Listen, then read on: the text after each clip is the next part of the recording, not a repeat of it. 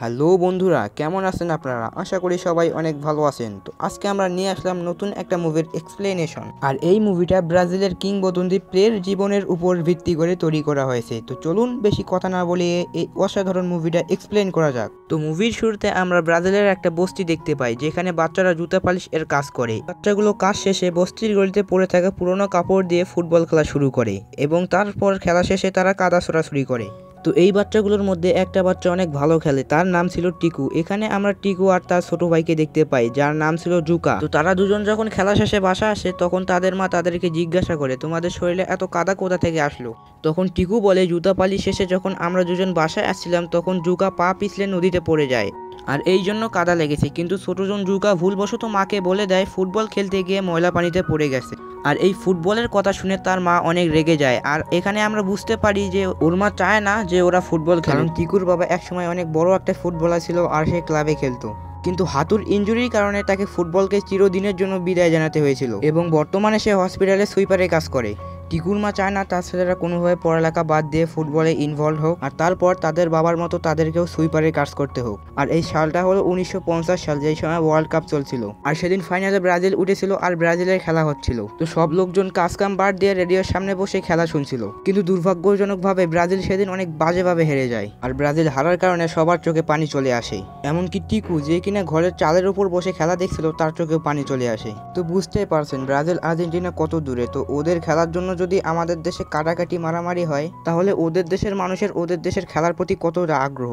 মানে ল্যাটিন আমেরিকাতে নিঃশ্বাসের মতো ফুটবলও একটা ওদের গুরুত্বপূর্ণ জিনিস এবং তারা ফুটবলকে তাদের জীবনের চেয়েও বেশি ভালোবাসে। তো যাই হোক, টিকুর বাবা যখন বাইরে থেকে বাড়িতে আসে, তখন টিকু লক্ষ্য করে ওর বাবার চোখ দিয়ে পানি পড়ছে, মানে ব্রাজিল ফাইনালে হেরে গিয়েছে। তখন টিকু তার বাবার কাছে গিয়ে বলে, বাবা আমি তোমাকে কথা দিচ্ছি, আমি একদিন তোমাকে ব্রাজিলের ওয়ার্ল্ড কাপ এনে দেবো। আর এরপর আমরা দেখি ডিকু তার মাকে সাথে নিয়ে কাজে যায়। তারা রান্নাঘরে কাজ করছিল। তো তখন ডিকুর মা তাকে রান্নাঘরে কোনো একটা কাজের জন্য ডেকে নেয়। ডিকুর মা যখন তাকে ভেতরে নিয়ে যায়, তখন ডিকু সুযোগ বুঝে রান্নাঘরের কয়েকটা খাবার চুরি করে নেয় আর খাওয়া শুরু করে দেয়। তো তখন সেখানে বেশ কয়েকটা ছেলে আসে, তারা এই বাড়িরই সন্তান আর কি। তারা একটা ফুটবল টুর্নামেন্ট নিয়ে কথা বলছিল, যেখানে সবাই খেলতে পারবে এবং যারা ফাইনালে জিতবে তাদেরকে স্যান্টোস ফুটবল ক্লাবে খেলার সুযোগ করে দেওয়া হবে। আর এটা থেকে স্পষ্ট বোঝা যাচ্ছিল যে এই টুর্নামেন্টটা নিয়ে ওরা অনেক এক্সাইটেড ছিল এবং তারা তাদের নিজ নিজ ফেভারিট প্লেয়ারদের নিয়ে আলোচনা করছিল। আর তখন পাশে থাকা ডিকু বলে ওঠে, আমার পছন্দের প্লেয়ারের নাম হচ্ছে পেলে। এবং এই কথা শুনে তারা সবাই অবাক হয়ে যায় আর বলে, পেলে আবার কোন দেশের প্লেয়ার? তাদের নাম তো আগে শুনিনি। তখন টিকু বলে, পাসকোটা গেমার ক্লাবের গোলকিপার, তার নামই তো পেলে। তো মূলত ওই প্লেয়ারটার নাম ছিল পেলে, কিন্তু ছোট্ট ডিকু নামটা উচ্চারণ করতে পারেনি দেখে প্লে বলছে এবং সে প্লে বলেই ডাকে। এবং বাচ্চারা এই নাম শুনে অনেক হাসাহাসি করে আর বলে, পেলে কোনো প্লেয়ারের নাম হতে পারে না, কিন্তু তোর মতো স্টুপিটের নাম হতে পারে। তো এরপরে ডিকু ওই বাসা থেকে কাজ করে আসার সময় ওই টুর্নামেন্টের লিফলেটটা নিয়ে আসে আর তারপরে ওর মহল্লার যে বন্ধু বান্ধব যাদের সাথে ও ফুটবল খেলে তাদেরকে দেখায় এবং ওরা সবাই মিলে সিদ্ধান্ত নেয় যে এই টুর্নামেন্টে ওরা অংশগ্রহণ করবে। তখন টিকুর ভাই জুকা বলে, মা যদি এই ব্যাপারে জানতে পারে তাহলে তো অনেক বকাবকি করবে আমাদের। কিন্তু টিকু জুকার কথায় কান্না দিয়ে ওই টুর্নামেন্টে অংশগ্রহণ করে। আর আমরা দেখতে পারি যে ওই টুর্নামেন্টে ওই ছেলেরাও অংশগ্রহণ করে যার মাসায় টিকুর মা কাজ করতে গিয়েছিল। তো টুর্নামেন্ট শুরু হয়ে যায় আর ডিকুর টিমের নাম হচ্ছে শুলেস টিম, মানে জুতা ছাড়া টিম, কারণ ওদের কারো পায়ে জুতে ছিল না। তো ওদের টিমের একটা ছেলে করেছে কি, ওদের বাড়ির সকল বিছানা চাদর চুরি করে ওদেরকে এক ধরনের ড্রেস বানিয়ে দিয়েছে, মানে জার্সি বানিয়ে দিয়েছিল যাতে ওরা খেলতে পারে। তো এইভাবে খেলতে খেলতে ওরা আস্তে আস্তে ফাইনালে পৌঁছে যায়। আর ফাইনালে ওই ছেলেরা ছিল যারা ডিকুর নাম পেলে রেখেছিল। তো এখন আমরা দেখতে পাই ওই ছেলেদের যে লিডার ছিল সে ডিকুকে পেলে নামে ডাক দেয়। আর এই নামটা শুনে তো ডিকুর মাথার রক্ত সরে আসে, কারণ এই নামটা তার মোটেও পছন্দ ছিল না। আর এইদিকে ডিকুদের মনে হয় ওদের টিমের কারো পায়ে জুতে নেই, জুতে থাকলে মনে হয় আরো ভালো খেলতে পারতো, কিন্তু ওদের কাছে টাকা নেই। ওরা করে কি, স্থানীয় একটা বাদামের গুদাম থেকে বাদামের বস্তা চুরি করে আর সেটা বিক্রি করে তাদের সবার জন্য পুরনো জুতা কিনে আনে। কিন্তু জুতাগুলো কারো সাইজ মতো ছিল না, মানে পুরনো জুতা, সবার কি আর একই সাইজ? তারপরেও তারা কোনো মতনে বেঁধে জুতা পরে খেলা শুরু করে। ওরা যখন খেলতে নামে তখন ধারাভাষ্যকার সবার নাম বসছিল, কিন্তু তখন একজন ধারাভাষ্যকার বলে থাকে যে সুলেশ দলের ক্যাপ্টেনের নাম হচ্ছে পেলে। অ্যাকচুয়ালি ওই বিপক্ষ দলের ছেলেরা করেছিল কি, ধারাভাষ্যকারকে বলেছিল যে বিপক্ষ দলের ক্যাপ্টেনের নাম হচ্ছে পেলে। তো আমাদের টিকু এই নাম শুনে অনেক রেগে যায় যে ওকে পেলে বললো কেন, কিন্তু ওর বাকি বন্ধুরা ওকে ঠান্ডা করে। তো যাই হোক, ফাইনাল খেলা শুরু হয়ে যায়, কিন্তু আমাদের টিকুরা মোটেও ভালো খেলতে পারে না, একটার পর একটা গোল ওরা খেতেই থাকে। যাই হোক, এরপর হাফ টাইম হয়ে যায় আর দেখা যায় সুলেশ, মানে আমাদের টিকুর দল 6-0 গোলে পিছিয়ে পড়ে। আর এরপর যখন দ্বিতীয় অর্ধের খেলা শুরু হয়, তখন আমাদের টিকু তার জুতা খুলে ফেলে, কারণ সে অন্য প্লেয়ারের মতো জুতা দিয়ে খেলে অভ্যস্ত নয়। তার কাছে মনে হয়েছে সে জুতা ছাড়া তারাই ভালো খেলবে। তো টিকুর বুট খোলা দেখে বাকি সবাই তাদের বুট খুলে ফেলে এবং এরপর শুরু হয় আসল খেলা। আমরা দেখতে পাই যে টিকুরা এত ভালো খেলে যে ওরা এক এক করে 5টা গোল দিয়ে ফেলে, কিন্তু এতক্ষণে টাইম শেষ হয়ে যায় এবং এর ফলে কি হয়, টিকুরের দল 5-6 গোলে মানে 1 গোলের ব্যবধানে হেরে যায়। কিন্তু সেখানে থাকা সকল দর্শকের মন জয় করে নেয় টিকুর দল আর সবাই তাকে পেলে পেলে বলে চিয়ারাস করতে থাকে। আর এবারেই প্রথম টিকুর এই নামটা শুনে আর খারাপ লাগে না, বরঞ্চ তার আরো ভালো লাগে আর সে এই নামটাকে অ্যাডল্ট করে নেয়। অন্যদিকে কিন্তু টিকুর বাবাও এই খেলাটা দেখছিল আর সে এটা ভেবে খুশি হয় যে আমার ছেলে এত ভালো ফুটবল খেলে। কিন্তু দুর্ভাগ্যজনক ব্যাপারে তারা যে গুদাম থেকে বাদাম চুরি করেছিল সেখানকার লোক চলে আসে।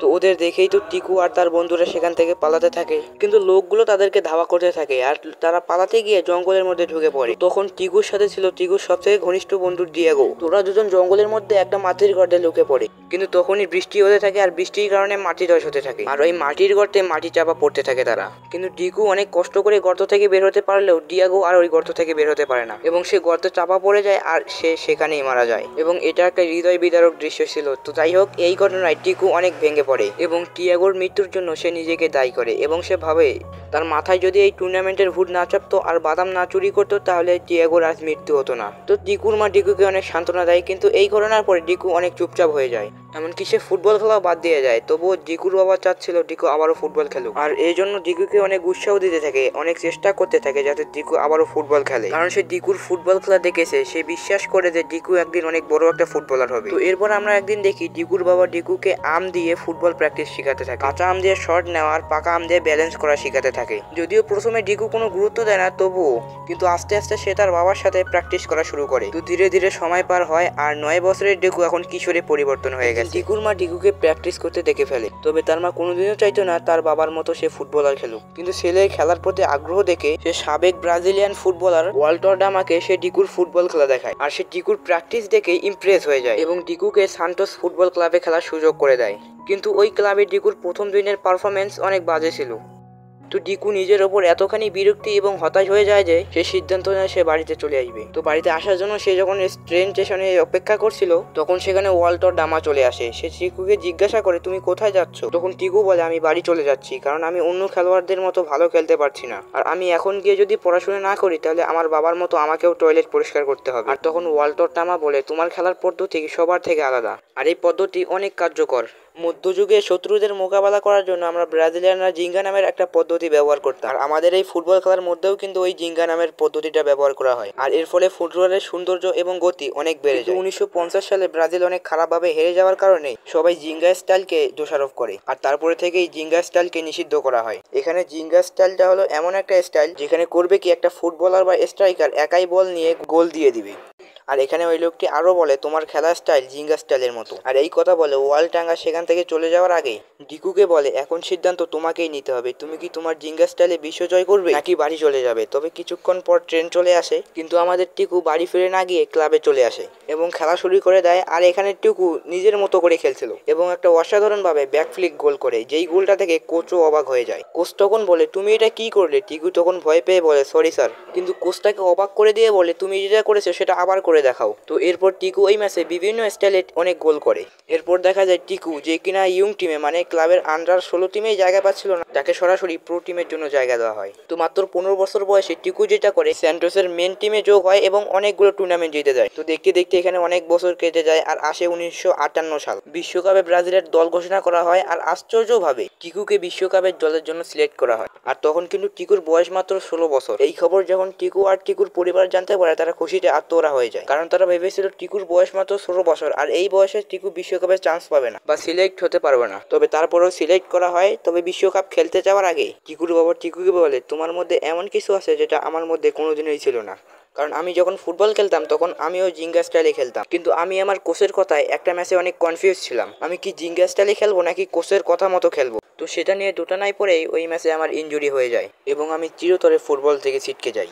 আর এই জন্যই আমি বলতে চাই তুমি কখনোই এরকম কিছু করবে না, কখনোই লোকজনের কথায় কান দিবে না। তোমার মনে থেকে যেটা চাই, যেটাই তুমি বেস্ট, যেটা তুমি খেলে থাকো, নিজের উপর ভরসা করে সেটাই খেলবে। আর তারপর টিকুর বাবা তার ছোটবেলায় যে বেডশিট দিয়ে জার্সিটা তৈরি করেছিল সেটা তাকে উপহার দেয় আর সেটা নাম রাখা ছিল পেলে। আর তারপর টিকু ব্রাজিল টিমের সাথে যোগ দেয়, কিন্তু প্রস্তুতি ম্যাচ শুরু করার আগেই কোচটাকে ওয়ার্নিং দিয়ে বলে তুমি কোনোভাবেই কিন্তু জিঙ্গা স্টাইলে খেলতে পারবে না, কারণ জিঙ্গা স্টাইলের কারণেই 1950 সালে ব্রাজিল অনেক বাজেভাবে ম্যাচ হেরেছিল। কিন্তু আমাদের টিকু মাথায় রেখেছিল একটা কথাই তার বাবার কথা। সে জিঙ্গা স্টাইলেই খেলতে থাকে, কিন্তু দুর্ভাগ্যজনক ব্যাপারে সেই ম্যাচে সে হাঁটুতে অনেক বড় ব্যথা পায়। আর তার ইনজুরিটা এতটাই গুরুতর ছিল যে ডক্টরও কনফার্ম করতে পারছিল না যে ডিকু আর কোনোদিনও ম্যাচ খেলতে পারবে কি পারবে না। তো ডিকু তখন কেঁদে কেঁদে তার মাকে ফোন করে এবং ইনজুরির ব্যাপারে বলে। তো এই খবর শুনে ওর মাও কান্নায় ভেঙে পড়ে, কারণ এইরকম একটা ইনজুরির কারণে ওর বাপের ফুটবল কেরিয়ার পুরোপুরি ধ্বংস হয়ে গেছিল এবং শেষ পর্যন্ত তাকে সুইপারের কাজ করতে হচ্ছে। ডিকু তখন বলে, মা আমি জীবনে অনেক বড় একটা ভুল করে ফেলেছি, আমার পড়াশোনা বাদ দিয়ে ফুটবলে আসা ঠিক হয়নি। আর তখন ওর মা ওকে সাহস দিয়ে বলে, আমরা সবাই মিলে সিদ্ধান্ত নিয়েছিলাম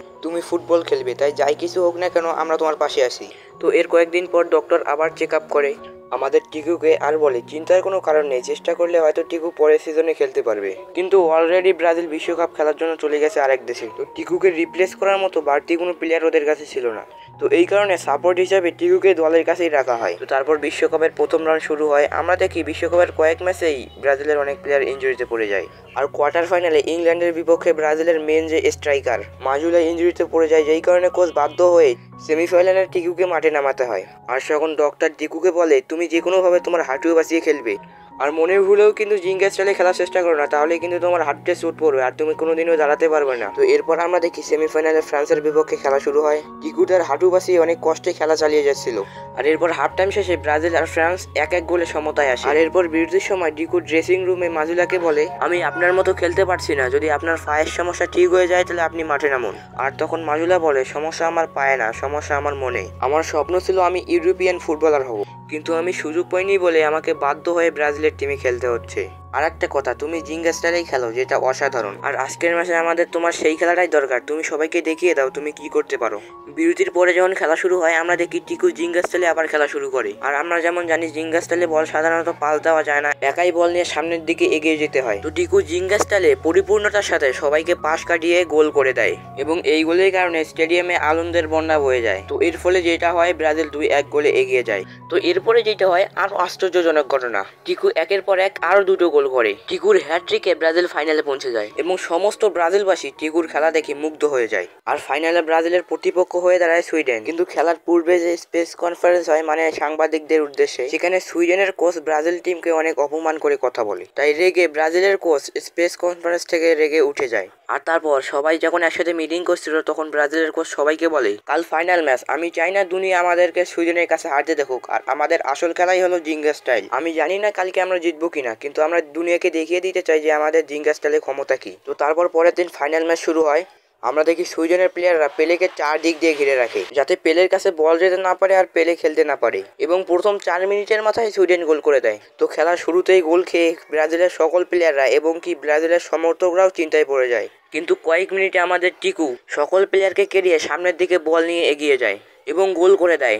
আর কিছুক্ষণ পরেই ব্রাজিলের আরেকটা প্লেয়ার ডিকুর অ্যাসিস্ট্যান্ট আরেকটা গোল করে। আর এর মধ্যে ব্রাজিল 2-1 গোলে এগিয়ে যায়। আর ততক্ষণে সুইডেনের কোচ আর সমর্থকদের মুখে গুলু পেড়ে গিয়েছে। আর তাছাড়া ব্রাজিলের দর্শকরাও টেনশনে ছিল যে যদি সুইডেন আরেকটা গোল দিয়ে দেয়, মানে থমথমে একটা পরিবেশ সৃষ্টি হয়েছে। কিন্তু ব্যাপারটা পুরো উল্টো হয়ে যায়। আমরা দেখি ব্রাজিলকে পেছনে ফিরে তাকাতে হয়ই না, ব্রাজিল এক একটা করে 5টা গোল দিয়ে দেয়, যার মধ্যে টিকুরও গোল ছিল। এইভাবে 5-2 গোলে প্রথমবারের মতো ব্রাজিল বিশ্বকাপ জয় করে নেয় এবং এই জয়ে ব্রাজিলের সমস্ত দর্শক কান্না করে। তবে এই কান্না 1950 সালের মতো কষ্টের কান্না ছিল না, এটা ছিল খুশির কান্না। এবং মাত্র 17 বছরের ডিকুর কারণে ব্রাজিল প্রথমবারের মতো বিশ্বকাপের স্বাদ পায়। তো টিকু এখান থেকেই মূলত পেলে হিসাবে পুরো দুনিয়াতে নাম পায় এবং পুরো দুনিয়া এখনো তাকে পেলে নামে ইচ্ছে নেই। তো যাই হোক, এই জয়ের পরেই কিন্তু ব্রাজিলের যে জিঙ্গা স্টাইল পুরো পৃথিবীতে স্বীকৃতি পায় এবং পরিচিত হয়। তো যাই হোক, 1961 সালে মানে বিশ্বকাপ জেতার 3 বছর পরে ব্রাজিলের প্রেসিডেন্ট পেলে রাষ্ট্রীয় সম্পদ হিসেবে ঘোষণা করে।